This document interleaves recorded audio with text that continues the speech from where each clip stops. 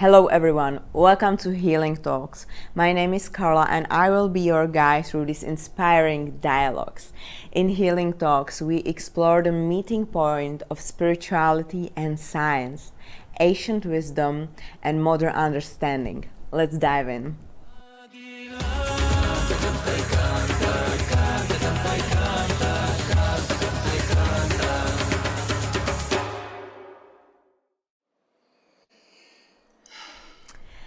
Today's guest bringing connection between realms, between heaven and earth. It's Za Rah Kumara. Welcome, Za Rah. Hi. Hello. Beautiful to see you. Yeah, beautiful to see you too.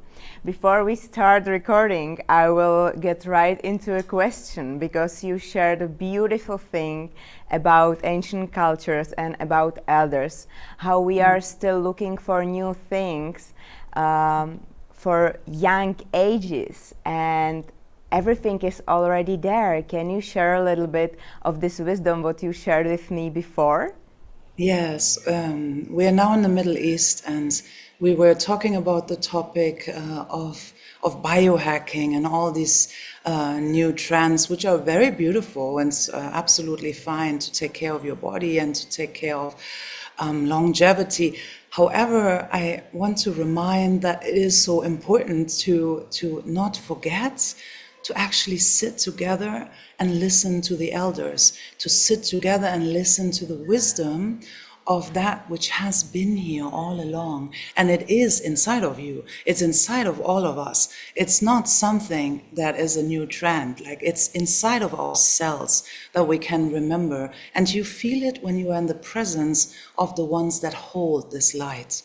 Because in essence, it's light. It's a light field, and we recognize light. Light is life force. And so sometimes when the people forget that, they just run after a trend and another, and they forget their innate wisdom. And that's what we, I think, can remember. It's the year of the snake, so remember that this serpent energy, that snake energy that is full of light and wisdom and life force is within you, not somewhere else. Wonderful. I'm so happy you mentioned snake because this year Healing Festival will be the power of serpent. Yes, And great. you also work with Kundalini yoga, right? And Yes. I would love to ask you, what's the Kundalini energy? Because it's really popular nowadays and we can see many ads on Instagram, on Facebook, how we can awaken that. But as I know, it's really ancient teaching and it took years and years to master this energy, and it's a pure energy of fire. So if you overestimate it, you will be burned. So can you share your story of Kundalini energy and what is the Kundalini energy itself? Yes. So it's a big question. And there is, I would love to try to give you an answer that will, for people to understand what it is. The first explanation of Kundalini yoga and what the serpent energy, what the Kundalini energy is that what a lot of you have heard before. This Kundalini energy, or Kundalini, is the coil, the hair of the lock of the hair of the beloved, of the divine. And and it lays in dormant, it is said, in your pelvic bowl. So inside of your root chakra and the lower parts of your body, an energy lays sleeping, waking up, waiting to be awakened by forces of prana, life force, coming in, and apana, pulling the root lock. You're pressing and compressing two big forces, the forces of elimination and the force of life. And while you do that, you are awakening that coil, you are awakening that energy.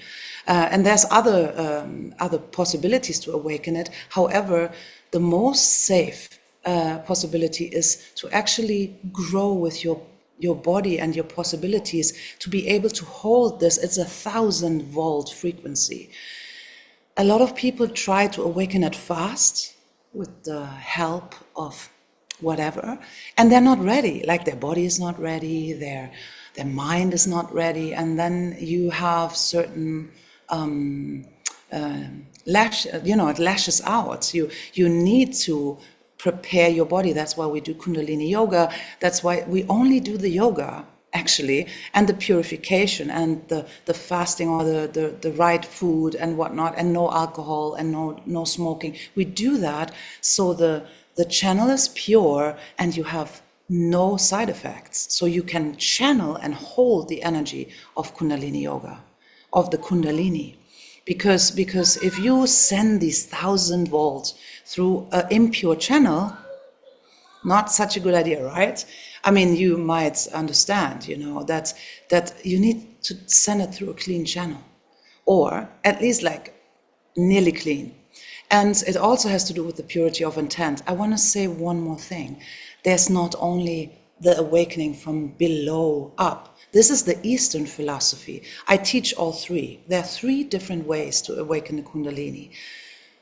Bottom up, the Eastern philosophy from the East, that is very prominent in the Himalayas, in India, in Tibet, and it has to do with awakening, even China and all of that. It has to do with awakening it from down in the core of your being, and you are bringing the energy up the spine to the heaven, which is your head, which is your crown.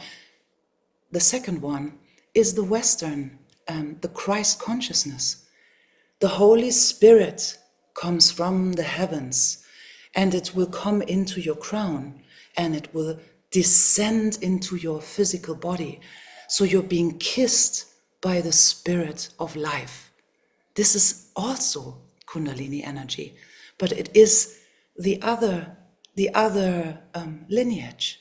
It's not better or better here or better there. It is a different kind of, you can very well meditate like this, allowing the angelic force or the light force from the heavens, from the ether, to ascend into your crown. You see all the holy people having the halo. This is an ascension. And the third one, the Rosicrucians and the all these lineages that had to do with the heart. You start here. You're expanding the heart. You're meditating on the heart. You're allowing the heart to be the center of it all. And the energy of life comes from here and is expanding in both ways and in all ways. Okay? Just like in a nutshell. So there's different ways to raise Kundalini yoga in a beautiful way. And I think Kundalini yoga is a transmission. So transmitting. Otherwise, you could just read a book. You're in my class because I'm transmitting something to you. You're going to another person's class, they're transmitting something to you. So choose with whom you resonate and then allow the transmission. Wow, that's it. Thank you. One question came to my mind. I have been practicing a Kundalini daily sadhana for over 5 years. And I know there are like Kundalini activators now out there. And for me, practicing Kundalini yoga brought me enormous changes into my life, and I have to face so many obstacles, and I cannot imagine someone would do it instead of me. What do you think about it? Is it possible that someone else will awake your Kundalini power? I love that you say that. It's beautiful you share that, because I feel similar. And I think it is possible in some ways, but I'm not sure you want that. The question is it for you? There's so many different modalities and so many different paths. I have to say, this is what I meant with like trying to invent the wheel in a new way. It's fine. We're all like very creative. I love the healing arts. I love people to get creative. It's great. But try with some things that are so powerful as Kundalini yoga. It's really beautiful to have some kind of some kind of clarity. And the clarity has to do with a certain form of abstinence. Abstinence means, as a practitioner, I stay abstinent from touching the people just all the way, or jumping on them, or like, this is very, like, I do that in very, very important situations, but I would not just be very lightly with it. You have to understand, the more you understand the power, the work and you as a teacher have, the more humble you get. The more you understand, you have to stand in front of each and every one that you teach, like you're standing in front of an angel, that you have to have so much compassion and respect, that you're not just giving one size fits all. You cannot just do some kind of ritual and think it will fit for everyone. It doesn't. It doesn't. And it's very, the divine knows best. So if I'm opening the portal, me as a person, as a human, I'm stepping out of the way. That's what I do when I teach. I'm a channel. I'm not even there. I'm not a woman. I'm not a man. I'm not like I'm nothing. I'm zero. I'm not important. I'm here for you. And this is the difference. As in a moment where I am more important than you, I'm not doing my job. So I don't want to judge, though. I think it's beautiful that there are people that show their creativity. It's just, my way is a little different. In my case, when I go to the stage, I connect to beings that are bigger than me. And the people that train with me know. So that's what you get. and then that's what you get. And then you get what your soul asks for, not what I think is best. Humans can have errors. As long as you're in a human mind, in a human kind of thought process, it's okay. We make mistakes and all of that, but you have to actually step out of the way. That's what I'm teaching in my healer trainings as well. You have to learn how to become a channel. That means you, like your little you has to step out of the way so your big you can come in with all your friends. And then everyone, even in classes with, I have taught classes with 2,000, 3,000 people on the biggest festivals on the planet.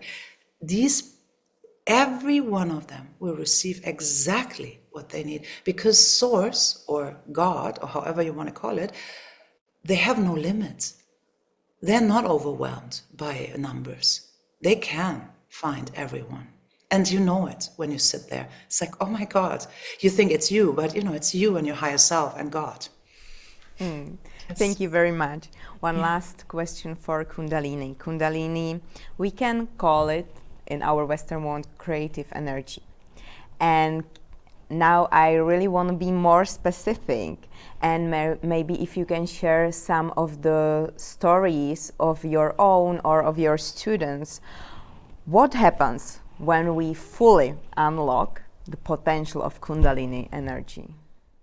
Okay, so I would like to share a story about myself. I think that's an easy story because I have permission to share my story. And I have been in research and a doctoral license in psychotherapy. And what I saw was that I didn't want to prescribe any medication anymore. I saw that it didn't help people. And to this day, I feel so sad that I had to do it for a while, that I actually work on forgiveness for that realm and speak to my own self, wow, how have we been so blind that we didn't know that we just, as humans, sometimes we just swallow what they teach us. But part of our awakening process has to do with actually asking the right questions and being able to question everything and to see if this makes sense with your heart. And so then I went on a journey to understand more, and I had this great awakening journey, and I understood that Kundalini changed everything. It changed, I had to let go of a lot of things I thought were right, and it changed a lot. And I have one student that I gave a healing to, and that is learning with me for quite a while. And she had such problems walking. She had problems walking. She couldn't walk. There was problems in her Achilles. And after that healing, there was a hypnotherapy healing, and there was a lot of Kundalini work. 2 weeks later, she could walk. And she took so much medication and nothing helped. And then she got off the medication and she walked. A second one where they have the permission to share is a beautiful brother of ours. He's already 66 now, 66 years old, from America. And he has been diagnosed with stage 3 cancer, prostate cancer, in 2020. And he was part of he is part of my group that I'm teaching. And I started to give him healings, and we started to do a lot of Kundalini yoga, which he never had done before when he came to me. And he actually completely in remission, completely healed. Like, he's here, he's happy, he's living his best life. He has traveled the world. He went to Bolivia, to Lake Titicaca. He did all the things he would not think he could do, because the doctor said to him, it doesn't look good. And it's all gone. It's gone. It's completely healed. And I've seen that many times. It's not like these are just a few examples. I've seen it for myself. I have seen it for other people. And I have seen, especially, and this is what I want to share for this topic as a last point, especially as a therapist, I can tell you, anxiety or any panic disorders, any fears, if you have fears, this is a powerful, powerful tool. It is a powerful tool, and it will jumpstart you out of your fear. And it will help you much better than any kind of medication. I mean, in most of the cases, we have to, of course, review, but in most of the cases, it will help you so much better, because all anxiety, all fear usually comes from a disconnect to source. You are disconnected. You're afraid of death. That's why people are afraid. Because if you're connected to source, if you understand you are with God all the time, you're never afraid. You don't have to. Where are you going? When you die, where are you going? You just go home. You're not there's nothing to be afraid of. It's a beautiful, and we're not talking a lot about this, but part of being a yogi in your heart. Yogi doesn't mean that you are half naked on Instagram in a mini short and that you're 22 years old. That's not the only yogis. Yogi is a mindset and a heart set. Yogi is a lifelong thing. You have it in your heart, and you can be a yogi until you pass. And, and just want to say that, because we very often think we're not good enough. We're not good enough. Because we're not looking the part, or we're not perfect enough, or we're not special enough, or we cannot do the split, or whatever you think. It's not about that. It's just a mindset and a heart vibration. And what a yogi does is to become aware of death while still alive. To understand that death and transition belongs to this earth, that it's part of the process, and it's also having its own beauty, that we are prepared for this moment so we can fully live and fully die, maybe hand in hand, if we go one day, with love, with trust that we're not going to a bad place. And a lot of people forget that. We have such a focus and infatuation with life and prolonging life, that we forget that there's different parts of this existence, and they're all beautiful. Wonderful. Thank you for sharing. I know daily practice of yoga can be very challenging, but is there anything, any tip one man can do for activate just a little bit of this power right now, right here? Yes, absolutely. It's tuning in You can tune in with Ong Namo Gurudev Namo. This is a powerful connection to the divine. However, you can do that, or you can do whatever mantra or whatever call you would like. The important part is that you close your eyes and you feel your heart. And do that for a moment with me, just for a moment. Just allow yourself to open your hands and feel receptive for the currents of the universe. Feel receptive of the energy flowing in. Maybe while I speak, you close your eyes and I invite you to your third eye point. As if you can look out with your closed eyes, out of your forehead. And maybe you become aware that there's light in the moment that you focus on it. And take a deep breath in, and as you breathe in, feel and allow the life force to come and fill your body with prana, with life. And then as you exhale through the nostrils, allow the debris and that which not belongs to you anymore, that which you don't need, to let go.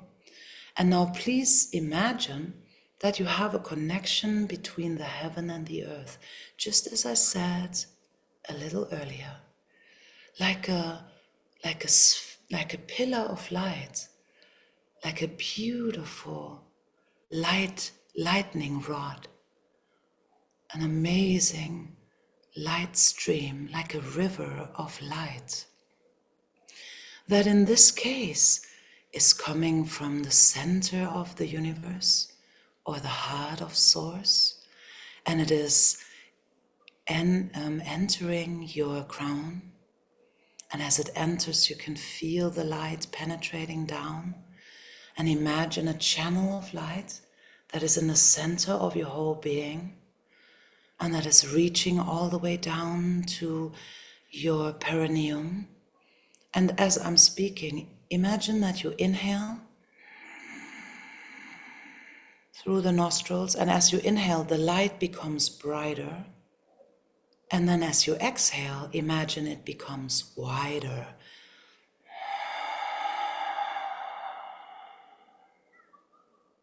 Inhale brighter. Exhale wider.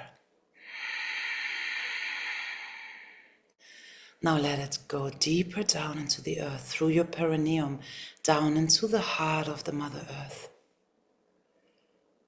2 more breaths. Inhale. See it now from the heart of Source, from the heart of God, to the heart of the planet and through your body. And exhale, widen it, bigger than the planet. Then deeply inhale. Inhale, inhale, inhale. Now put the hands on the heart center. Just feel for a moment. Feel, see yourself in this pillar.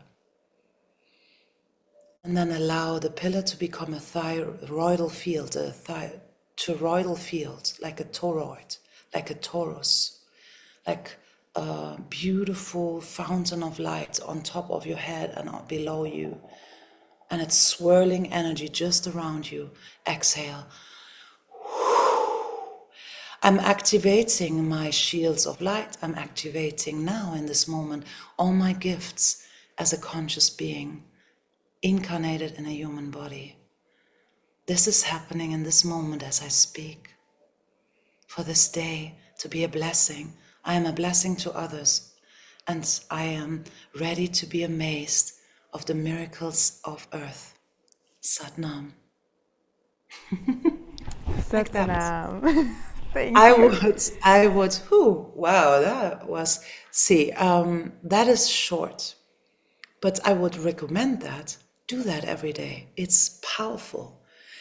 And it doesn't matter what kind of lineage you follow, what teacher you follow, try to love everything. Just open yourself up to love and see what resonates. And if something resonates, go with it. That's beautiful. Yeah. Thank you so much for So for everyone who's watching or listening, this was a short example of Za Rah's magic. So thank you for it. And at Healing Festival, she will have 3 amazing workshops when you can connect even more with her and even with yourself, with your unique power. So I cannot wait for your workshops. You will have their Lionsgate portal, Starseed Blessings, and the Healing Heart Satsang. So we will see you there, and I believe it will be amazing. Thank you for this interview. Yes, thank you, sweetheart. Thank you. And thank you, Czech. We love you and super happy to see you soon. Thank you for this beautiful interview. Yes, Thank I'm you. happy you do Kundalini. I can see it. You're just like shining. Very beautiful being. You're like a mermaid. Do you love water? So much. Yeah, I love water. Yes. You have to visit us in Greece, I think, with Martin one day. And Okay, with Elena, hopefully. dear. Thank you so much. Have a great day. Satnam. Thank you, everyone. Satnam. Lots of love. Thank you. Yes.